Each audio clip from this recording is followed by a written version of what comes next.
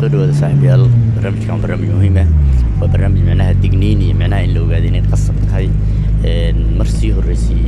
بشي هورد عن وزيركم فارس كي ما يركب ما يشيء بهم بحافظ هذاتك أجانب تاي تكين إن يدلهم بقاعد دون الرابع إن بقاعد دون طبعا حمود وهاي جرو أو كل موضوع هذا الكاسينو باللود طبعا dadka waxa loo sheegay Soomaalida inay fujignaadaan طبعا ama huma fariskay aadaan sharciyadu raadsadaan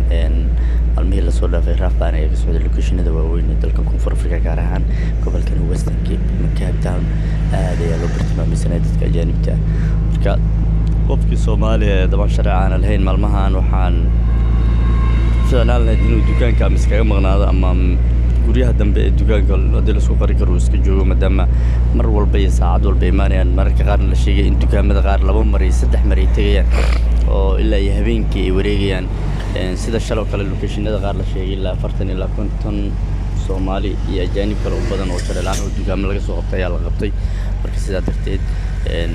waxay ku talinayaan dawladda iyo booliska nafsada dawladda fariska inay sharci la soo qaato sharciyada naftigooda dadka Soomaalida dad aanan la isku halay karin